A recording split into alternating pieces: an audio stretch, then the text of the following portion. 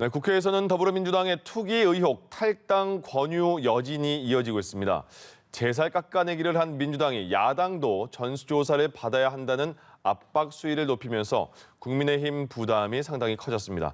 국회 취재기자 연결해서 내용을 자세히 알아보겠습니다. 박철롱 기자. 네, 국민의힘 의원들도 부동산 전수조사를 떳떳하게 받아야 한다는 압박이 안팎으로 높아지는 모습입니다. 국민의힘은 어제 소속 의원들에 대한 전수조사를 감사원에 의뢰했는데 입법부인 국회의원 감사는 행정부를 담당하는 감사원의 권한 바뀌기 때문에 사실상 국민의힘이 전수조사를 안 하겠다는 거라는 비판이 나오고 있습니다. 민주당 윤호중 원내대표는 감사원이 국민의힘에서 받은 의뢰서를 권익위로 넘겨달라고 요청했습니다. 국민의힘 내부에서도 비판 목소리가 커지고 있습니다.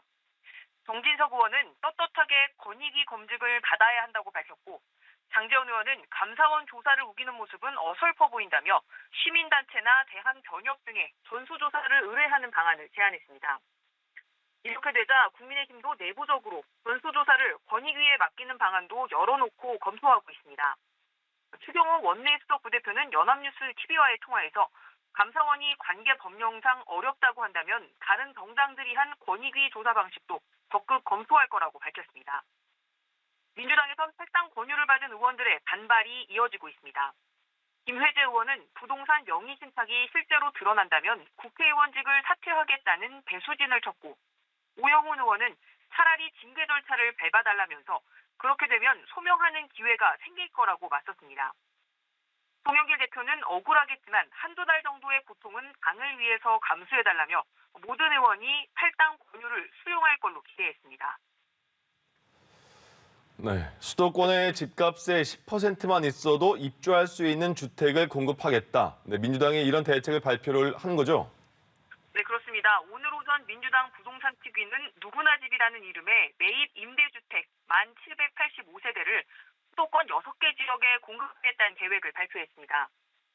누구나 집은 집값의 6%에서 16%만 먼저 내고 임대해서 살다가 10년이 지나면 최초 공급가로 집을 매입할 수 있는 제도입니다. 안정적인 소득은 있지만 당장 집을 마련할 목돈이 없는 무주택자와 청년, 신혼부부가 대상입니다. 시범사업 부지는 인천 검단과 안산 간월, 시화, 화성 능동, 의왕 초평과 파주 운정 그리고 시흥입니다. 연내 사업자를 선정해 내년에 사전 청약을 진행합니다.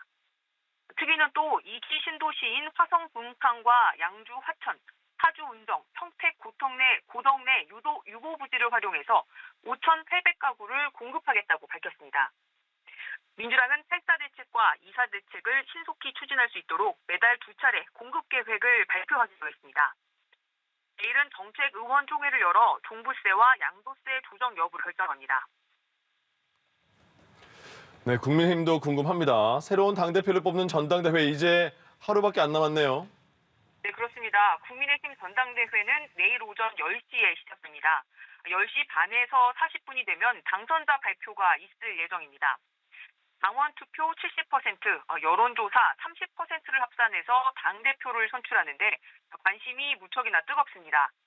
당원 투표율은 어제 오후 5시 기준으로 42.4%인데 최근 10년간 당원 투표율 중 가장 높다고 합니다.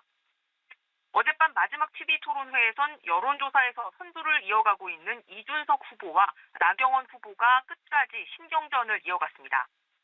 나 후보는 오늘 오전 국회에서 기자회견을 열어 당대표에겐 무엇보다 경험이 중요하다면서 불안이 아닌 안정을 택해달라고 호소하기도 했습니다. 지금까지 국회에서 전해드렸습니다.